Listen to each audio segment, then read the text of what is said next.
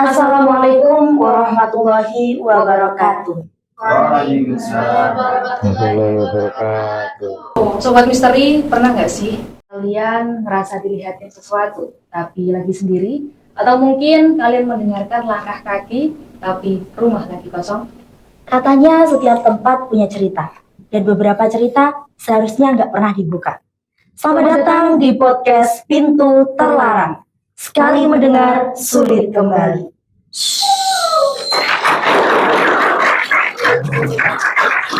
Selamat malam, Sobat Misteri sekalian semuanya.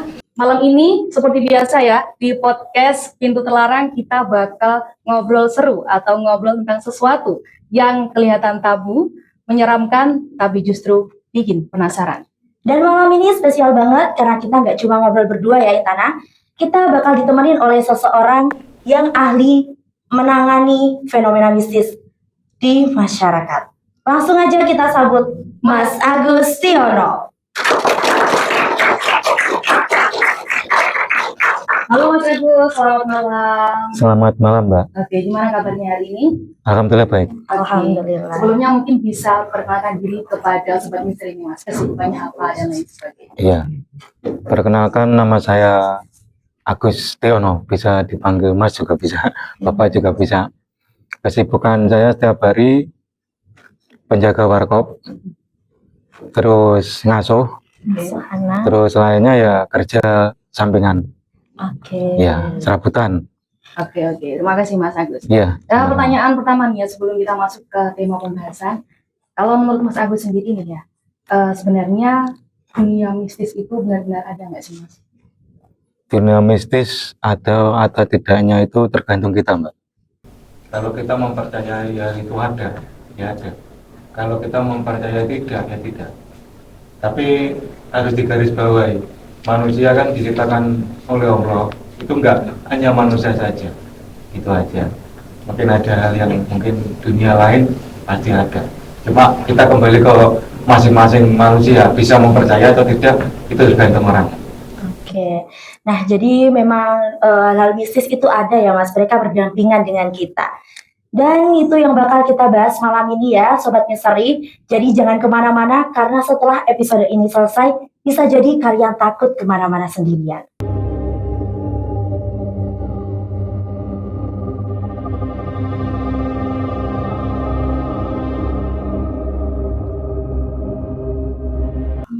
Oke, kita langsung aja ya Sobat Misteri masuk ke pertanyaan yang pertama.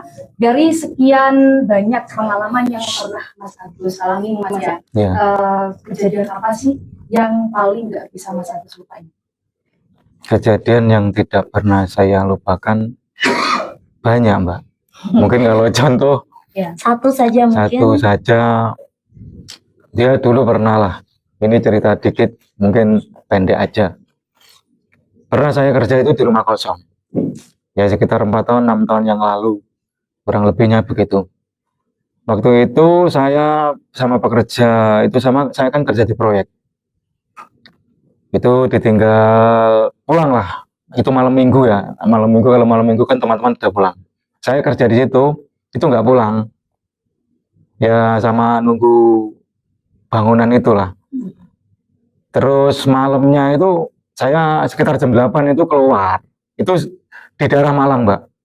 Nggak jauh, ini daerah Malang. Pulang, semua pulang, tinggal saya sendiri di bangunan itu. Saya mau cari makan di depan. Terus saya ditegur sama orang kampung-kampung. Loh Mas, saman itu kok kendel.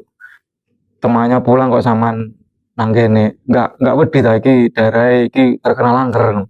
Cuma kayak nggak percaya, Mbak. Waktu itu saya belum percaya adanya dunia kayak gitu, belum percaya. Kalau belum punya pengalaman, belum percaya.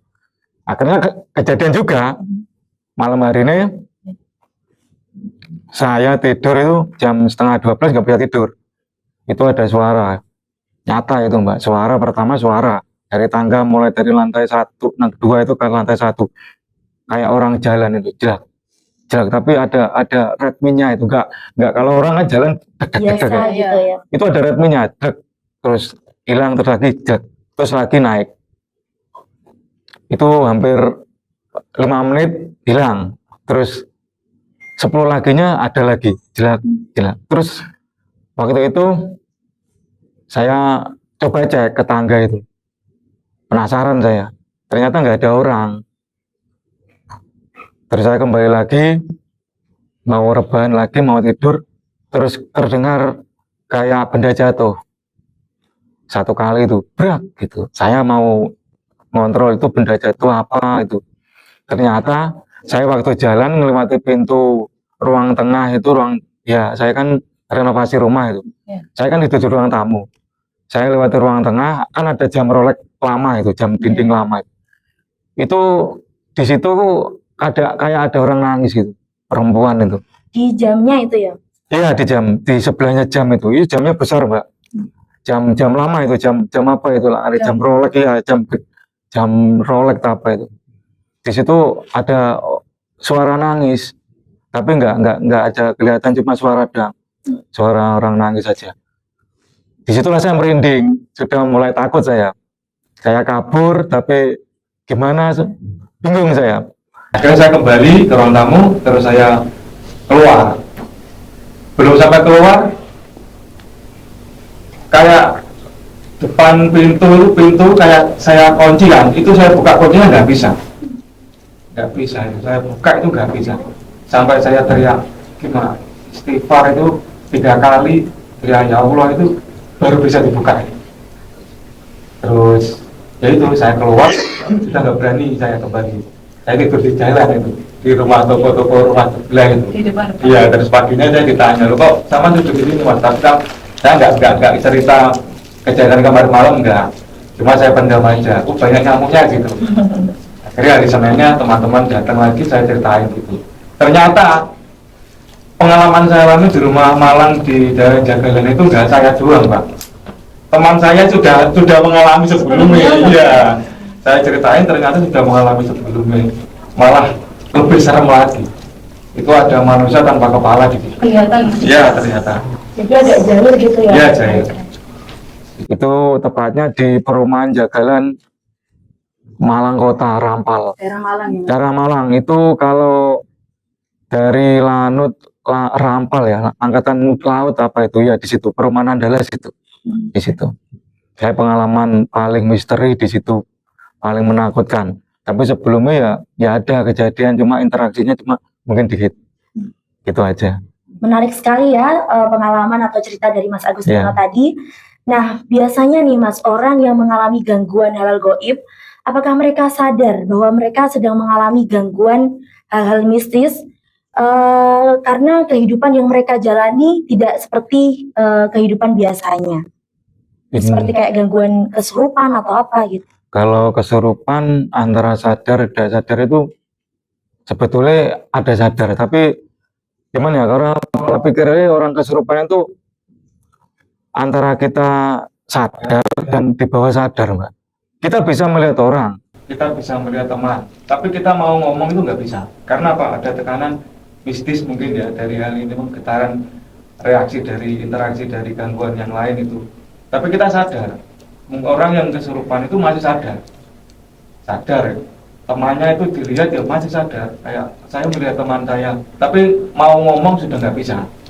Mungkin rasa mual, mungkin teman-teman dari penonton atau dari teman-teman di sini tahu pernah merasakan hal-hal interaksi, mungkin merasakan mau ngomong wah gitu. Jadi kayak tubuh itu sudah dikuasai. Ya, mungkin tubuh sudah dikuasai dari goib itu tadi. Oke, tadi kan kita bahas tentang tempat-tempat goib dan juga orang seperti kesurupan. Kalau menurut Mas Agus sendiri nih, sebenarnya ada nggak sih tempat yang paling banyak menyimpan energi negatif? Biasanya tempat seperti apa? Kalau tempat menyimpan energi itu banyak. Mungkin ciri-cirinya nih Mas. Ya, ciri-cirinya ini tempat gedung atau rumah atau mungkin pekarangan atau yang ditanyakan rumah atau gedung? Lebih ke mungkin bisa diceritakan dari pengalaman waktu itu sendiri yang ditemui nih. Jarang ditempati ya mungkin. Ya, mungkin tempat-tempat yang dominan kayak gitu ya. Ya gedung-gedung kosong. Mungkin rumah yang terbilang kayak gitu. Ya lainnya ya kayak kuburan mungkin enggak terlalu sih. Kalau orang berpendapat kuburan itu angker enggak sebetulnya. Kalau pasar, Mas, biasanya saya mendengar itu kalau pasar itu juga menyimpan hal-hal negatif yang sangat tinggi. Pasar itu menyimpan hal negatif sangat tinggi itu biasanya dari ya gimana Mbak? Orang itu kan jualan pasti ada ya sekedar kayak persugihan atau mungkin terbawa oleh kayak gitulah aura dari benda-benda itu tadi. Kalau tempatnya angker sih mungkin tidak, tapi aura dari benda-benda yang dibawa orang jualan itu tadi ada yang negatif, ada yang positif gitu. Jadi angkernya itu dari orang-orang yang membawa kayak pesugihan gitu ya. Ya, mungkin membawa benda-benda kan kalau orang kan mesti kan ada lah, Ya, nggak mungkin jimat wajahnya kan kayak apa ya gitu. jimat. Oke, kalau dari Mas Agus sendiri nih ya, tadi kan udah ceritain satu pengalaman yang gimana nih Mas. Mungkin untuk pengalaman lain nih Mas, ada nggak sih yang membuat Mas Agus tuh nggak mau deh kesini lagi, nggak mau ke tempat ini lagi karena nggak mau keulang apa namanya kejadian-kejadian yang kayak kemarin, ada nggak nih Mas? Mungkin ada, ini nggak jauh sih dari tempat tinggal saya, ini depan rumah saya, mungkin sudah viral ini. Rumah kosong di depan rumah saya, kosongan itu ada. Saya sini sebetulnya kalau diminta bantuan teman-teman itu sebetulnya menolak. Tempatnya itu nggak bisa dibuat 2 kali lagi gitu. Cuma kan saya yakin kalau saya membantu dengan niat baik, mungkin jibunya juga memberi jalan yang baik gitu loh Pak. Tapi sebetulnya tempat itu kalau dibuat kembali itu nggak bisa. Nggak bisa nih. Ya, kayak auranya itu gitu, besar. Ya, antara aura negatif sama positif itu besar. Nah, kalau untuk di desa Mas Agus sebelumnya, sering nggak Mas Agus diminta pertolongan warga desa untuk menangani kasus apa gitu? Mistis. Kalau kasus kayak gitu, kalau formal kayak keseluruhan enggak. Kalau kasus kecil-kecilan kayak dibantu minta tolong keluarganya dari teman saya gitu. Contohnya? Soalnya kan kalau ilmu dari kayak gitu kan perlu tingkatan teman. Jadi antara tingkatan orang itu yang memegang kayak menguasai hal kayak gini 100%, kayak gini 60% itu ada. Kalau saya itu sewajarnya saya aja, semampunya saya lah gitu teman. Bilangin. Kalau suruh ngusir total nggak bisa saya. Jadi ada yang lebih pintar lagi mungkin. Karena semakin tingkatannya semakin tinggi, Ya. mungkin semakin besar juga Ya, resikonya. kalau monetarizer dikit-dikit atau mau pindah ke depan atau ke belakang nggak mau balik ke sini bisa. Cara jawabannya ini kok sampai nyuwun sewu sampai minggir-minggir. Komunikasi Ya ya? komunikasi gitu aja. Itu sudah bisa dari kapan ya? Sayanya Oke. sayanya bisanya itu dari Gresik Mbak. Ikut teman saya itu apa mungkin nggak bisa disebut itu. Iya, iya. Belajar ya Ya, berarti. belajar saya dari teman orang. saya itu di Gresik sedang gitu. Ya penasaran. Nah, berbicara tentang perkembangan media sosial ya Mas ya. Banyak sekali anak muda atau konten kreator yang sekarang itu membuat konten uji nyali demi sebuah keviralan. Menurut Mas Agustinus itu berbahaya bagi konten kreator itu sendiri ataupun audiens yang menonton video tersebut. Kalau pesan saya itu kalau belum cukup untuk mengenal dunia hal-hal yang mistis, Jangan jangan coba-coba. coba-coba dulu. Sebetulnya itu nggak apa-apa lah kalau sudah mumpuni lah gitu. Kita aja percaya sama yang kuasa itu percaya dari hati gitu. Kalau kita ilmu itu nggak dari hati sepenuhnya, ilmunya ke kayak gitu nggak sepenuhnya bisa patah. Gitu. Kalau emang terjunnya di situ, ya harus mempelajari hal yang mistis itu seperti amalan-amalan atau apa yang harus dipegang dulu sebelum menjalankan dalamnya. Itu cuma pesan saya itu aja. Jadi, Kalau saya pribadi nggak masalah kalau orang sudah punya pengen konten kayak gitu, mungkin sudah berpengalaman atau sudah punya pegangan kayak gitu, mungkin bisa. Kalau belum ya jangan coba-coba. Soalnya hal kayak gitu itu bahaya. Bahaya ya berarti Bahaya. Mas. Harus ada yang mendampingi Ya, pihak yang minimal ada yang mendampingi orang yang lebih ngerti gitu. ya, agar tidak terjadi sesuatu Terjadi yang hal yang- tidak diinginkan ya. gitu. Oke, mungkin Iva sebelum kita lanjut ke pertanyaan selanjutnya, kita ada buka sesi pertanyaan dari audiens ya ini ya. Nah, sebelum kita lanjut ke pertanyaan selanjutnya, mungkin dari audiens ada yang ingin diceritakan, mungkin ada pengalaman horor atau pengalaman mistis, bisa angkat tangan. Oke, Mbak Aini, silakan. Oke, halo teman-teman. Ini perlu perkenalan dulu nggak, Mbak? Oke. Oke, perkenalkan nama saya Aini. Alamat saya asli dari Riau. Di sini saya kuliah di UIN Syawasil Kediri. Jadi domisilinya sekarang ada di Kediri. Nah, jadi Mas, saya punya pengalaman dulu waktu saya di pondok. Itu kan saya mau mudik ke Riau gitu. Nah, posisinya di situ saya lagi packing, persiapan mudik. Packingnya itu tengah malam, karena saya seharian dari pagi itu bener-bener waktu itu sibuk banget kan kuliah. Kita kan waktu itu waya-waya ujian gitu kan, terus mepet mau mudik juga. Jadi mau nggak mau saya harus menyelesaikan packing saya di malam itu, besok paginya saya berangkat gitu. Nah, di situ posisinya semua teman-teman saya itu udah pada tidur, posisinya itu kayak di ruangan. Di sini pintu keluar, terus di sini teman-teman saya pada tidur semua, bener-bener sepi. Di sini saya packing. Nah, setelah saya packing itu kan saya mau mandi karena emang seharian saya full beraktivitas gitu kan. Nah, ketika saya udah balik ke kamar, ngambil handuk, ngambil salin gitu kan, terus saya balik lagi ke tempat saya packing tadi, kayak memastikan barang-barang saya. Nah, di situ waktu saya mau berangkat kamar mandi nih, di situ saya dengar ada orang ngetuk pintu, dok dok dok, itu bener real banget, terasa nyata banget.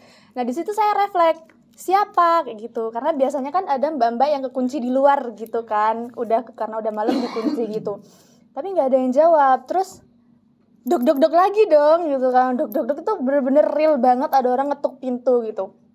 Jadi kalau misalnya mungkin kan beberapa orang bilang alah itu paling cicak kesenggol apa gitu kan, itu enggak, itu karena bener real banget dan suaranya deket karena deket posisi pintunya gitu. Nah, di situ saya mau nanya lagi siapa gitu kan, siapa mbak gitu, tapi di situ saya inget ini posisinya udah hampir jam 2 malam, jadi siapa yang kekunci di luar gitu kan. Nah, di situ saya baru sadar kayaknya oh ini udah pasti bukan orang kayak gitu. Nah, terus saya mau lanjut mandi nih kan, tapi pada akhirnya saya nyawang kamar mandi tuh kok gelap gitu, jadi akhirnya saya nggak jadi mandi. Nah, di situ pertanyaannya nih Mas, itu tuh sebenarnya benar-benar terjadi gangguan dari mereka-mereka yang tidak kita lihat, atau itu cuma sebatas apa ya, halusinasi saya karena mungkin terlalu capek seharian gitu, jadi itu cuma halusinasi, atau emang benar-benar ada interaksi sama mereka yang di luar, yang beda dimensi sama kita gitu Mas? Sebetulnya yang mungkin saya lihat dari ceritanya Mbak Emong itu betul-betul gangguan dari Mereka yang yang tidak terlihat gitu ya, Mas. ya. Tapi Mbak Em mungkin saking negatifnya tinggi, kecapean. Oke. Kalau orang yang negatif, orang berpikiran negatif terlalu bertekanan ke hati, itu bisa memicu gangguan Mbak. Gitu. Kalau saya lihat tadi emang itu gangguan dari goib. Cuma ya gitu aja, mbaknya masih bisa refleks itu aja. Oke, nah Sobat Misteri itu sedikit cerita ya dari audiens dari Mbak Aini ya. Oke, ini kita buka satu pertanyaan lagi atau satu cerita dari audiens yang mau bisa angkat tangan. Oke, yang di belakang baju hijau. Izin bertanya Mas, sebelumnya perkenalkan dulu, nama saya Dimas Aji Nugroho, rumah saya di Perumahan Jolaharto, Manis Renggo, Kota Kediri. Mohon izin bertanya, yang pertama, apakah kodam itu ada? Terus yang kedua, kalau kita dengar ada seorang yang bisa menerawang gitu Mas ya, katanya ada orang yang bisa nerawang. Nah itu prosesnya itu gimana gitu? Terus dia itu bisa nerawang itu apakah belajar dari mana gitu bisa dapat ilmu seperti itu, atau memang karomah apa ilham yang diberikan oleh Allah Subhanahu wa taala gitu. Oke, terima kasih Mas Iya. Dimas. Mungkin bisa dijawab pertanyaan dari Mas Dimas tadi. Tadi tentang kodam ya. Kodam itu diri kita. Jadi kodam itu ada.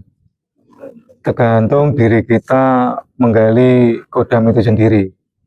Tapi kalau gimana ya, kalau kita membahas tentang kodam itu mungkin ada orang yang lebih mengerti dengan kodam. Mas ya. Kalau ilmu menerawang bisa Mas, cuma ya semua itu kalau orang punya karoma atau punya apa, kalau nggak didasari ilmu ya nggak bisa. Kalau kita belajar apa saja kalau nggak didasari belajar ya nggak bisa. Mungkin ada Orang yang mendampingi atau ada orang yang membimbing gitu ya Mas. Nah, orang itu bisa menerawang atau bisa apa kalau nggak didampingi sama orang mungkin nggak bisa. Kecuali orang itu sudah dapat ilham dari yang kuasa, mungkin dari kecil mungkin bisa udah ada tanda-tandanya mungkin bisa. Kalau kalau langsung belajar itu nggak mudah Mas gitu loh. Ada tirakat, mungkin ada semacam amalan-amalan apa yang harus dipelajari. Jadi nggak langsung otodidak itu nggak bisa. Kalau karomah dari dapat ilham dari yang kuasa mungkin bisa. Itu kalau orang apa itu ngarani laduni ya, ilmu laduni. Ilmu laduni itu ilmu dari Allah Subhanahu wa taala ya. Spontan itu. Itu ilham. Kalau orang mempelajari dari awal sampai titik di mana dia bisa menerawang hal-hal gitu, mungkin harus belajar dari tingkat dulu Mas. Mungkin dari dulu amalan apa sampai betul titik melihat hal-hal yang gaib bisa menerawang. itu tidak mudah. Butuh fisik ya, butuh pemikiran yang tenang juga ya kalau belajar kayak gitu. Puasa gitu ya juga fisik. Kalau kita belajar atau tidak langsung tidak ada pendamping itu janganlah. Kalau menyangkut ilmu mistis, mending kita mempelajari ilmu formal seperti pelajaran yang lain ya. Itu. Jadi perlu belajar tingkatannya ya. Perlu belajar tingkatan. Perlu tirakat juga seperti itu. Kalau orang bisa menerawang itu Ya juga bisa. Kalau dia sudah mempelajari, mungkin ada pendamping karena menerawang ke dunia lain atau sejenis mukso ya, itu bisa. Ilmu apa itu? Rogo Sukmo bisa pergi ke sana, itu juga bisa. Manusia itu bisa, nggak ada yang mungkin bisa, pasti bisa. Tapi ya harus belajar dari tingkatannya. Terima kasih Mbak. Oke, terima kasih. Mungkin ada lagi audiens yang ingin bertanya. Silahkan Mas Tias. Izin bercerita dulu ya, Mas atau Pak ini? Mas aja ya, Mas saya.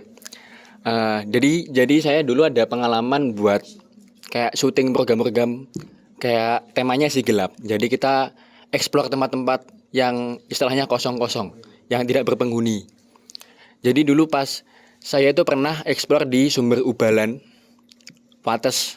Nah, terus juga pernah, iya Kalasan. Kita explore di Perwasri, PG Lestari. Ya, PG Lestari, terus juga explore di Hotel Pelita, Wates yang kosong. Nah, pas saya explore di tempat-tempat tersebut itu yang paling berkesan bagi saya itu di Hotel Pelitanya. Kita ke hotel itu diizinkan untuk masuk buat explore uji nyali, Mas. Jadi kita kesananya sore sampai malam uji nyali. Kok makin lama pas kelamaan di sana kok dari saya makin sesek gitu. Itu atau memang, nah padahal di tempat-tempat kayak contoh ya PG Lestari, Sumber Ubalan tuh nggak ada kayak gitu. Pas di Hotel Pelitanya itu loh kok tambah sesek gitu. Nah hasilnya kita nggak putusin buat tag lama-lama langsung kita langsung keluar aja gitu. Semakin lama malah semakin gak enak gitu. Kayak tambah sesek, kayak ketusuk-tusuk gitu. Kayak ketusuk apa ya? Silet-silet gitu loh. Apa piye yo? Yo kayak gitulah Mas pokoknya. Itu atau memang ada gangguan dari hal-hal yang mistis atau memang hanya perasaan saya saja ya? Kira-kira pas atau memang tempatnya memang angker atau gimana gitu. Ya. Dari pandangan saya, mungkin interaksi dari Mas itu tadi ya. Di hotel mana Lestari ya? Hotel Pelita. Hotel Pelita. Hotel Pelita ya, mungkin saya pernah dengar itu. Karena ya juga pernah nonton di konten-konten yang ekspor-ekspor tempat-tempat kosong itu pernah saya kenal ya. Itu emang gimana ya? Tempatnya juga asik gitu. Saya lihat Mas tadi mungkin ya interaksi dari itu tadi Mas. Interaksi dari gangguan goib itu tadi. Berarti benar-benar memang ada Iya. gangguan. Kalau Saman merasakan interaksi awal itu kadang orang itu datang ke tempat kosong atau tempat apa, kalau betul-betul tempat itu ada, mungkin interaksi pertama itu kalau orang itu buru-buru. Itu ya. Itu tempat apa terserah Saman, tempat nanti itu interaksi pertama kalau hal semacam itu kita merasakan pertama itu Rindu. iya merinding lah.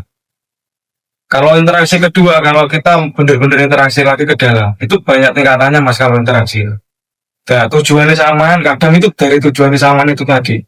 Samaan ke tempat itu tujuannya apa? Samaan belum tanya gitu. Yang di situ orang yang berpenghuni situ, apa maksudnya makhluk yang penghuni situ sudah tahu kedatangan Samaan mau apa ke situ sudah tahu. Samaan mau niat gini atau mau niat baik itu sudah tahu. Tergantung Samaan datang emang minta apa gitu aja. Ya. Makanya kalau kita datang ke tempat misi itu salam dulu. Kalau kadang orang Jawa lah nggak salam, assalamualaikum itu termasuk sudah komunikasi kita awal. Kalau kita langsung kayak kita namu ke rumah orang langsung nyelonong gitu aja, mungkin langsung masuk atau nggak silaturahmi dulu sebelumnya. Gitu. Kalau tempat terlalu angker atau saya dari pandangan saya mungkin tempatnya sudah angker gitu Mas, dibilang angker ya. Itu sebelumnya sama interaksi dulu, tanya dulu ini tempatnya ini gimana, kita ngepek dulu lah, ngepek karakter gitu dulu, interaksi awal dulu. Jadi nggak langsung masuk. Kalau kita langsung masuk itu fatal. Seperti kita namu nggak kulo nuwun tapi langsung masuk, tapi di situ mungkin tempatnya sudah jadi interaksi ini besar, sama langsung diinteraksi besar. Itu pengalaman saya ya, kalau saya datang ke tempat-tempat gitu itu pertama itu interaksi dulu, itu pertama itu ya gimana ya, interaksi ini pertama ya kita bawa apa, tapi kita datangi berapa hari lagi itu interaksi. Kalau kita datang langsung mungkin interaksinya juga gitu. Sama kayak kita datang ke rumah teman, kalau kita nggak janjian dulu mungkin ya kaget teman. Ya gitu, getarannya pertama gitu, sama langsung datang. Kalau ke tempat emang betul tempatnya betul terlalu mistis ya, itu kita harus komunikasi dulu. Masalah kita kasat mata, tapi kita harus juga berkomunikasi gitu loh Mas.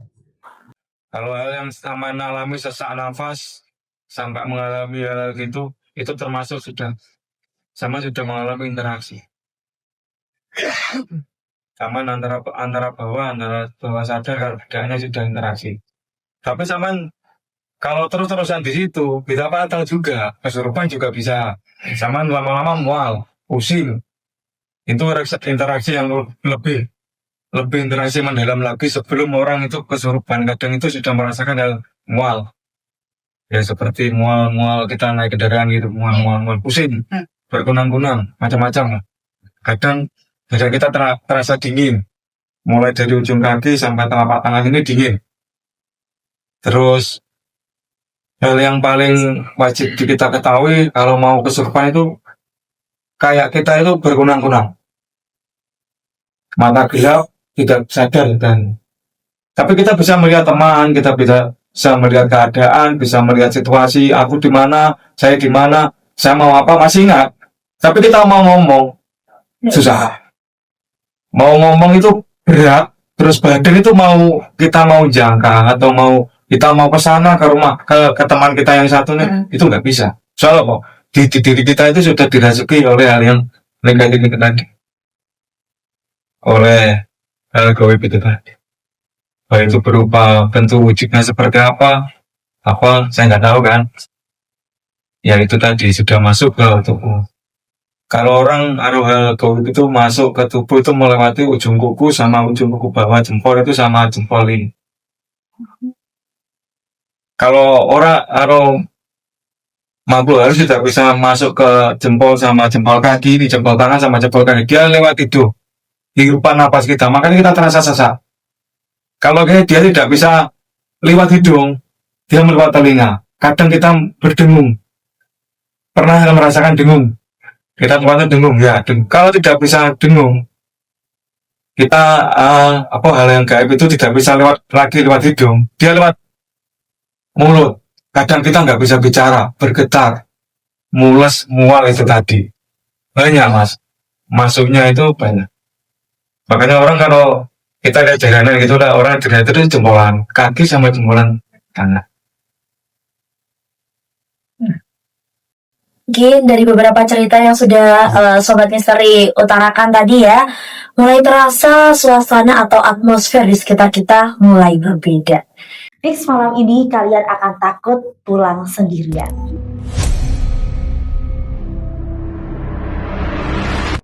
Oke, dari semua cerita tadi bisa kita ambil kesimpulan ya, Sobat Misteri, bahwa penasaran itu boleh, tapi jangan sampai kita sengaja mencari sesuatu yang enggak seharusnya kita cari atau kita buka. Nah, Sobat Misteri, jadi kalian jangan mencari atau menguak sesuatu yang seharusnya tidak kita cari. Terima kasih Mas Agustiono, audiens, dan segenap kru yang bertugas.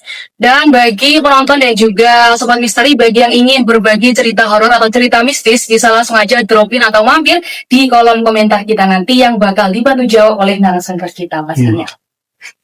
Pengalaman atau kejadian yang kalian alami mungkin itu bukan sebuah kebetulan, namun sebuah sinyal bahwa mereka benar-benar hadir di sekitar kita. Saya Iva Dan saya Indana. Sampai ketemu lagi di podcast Pintu Terlarang. Sekali mendengar, sulit kembali. Wassalamualaikum warahmatullahi wabarakatuh.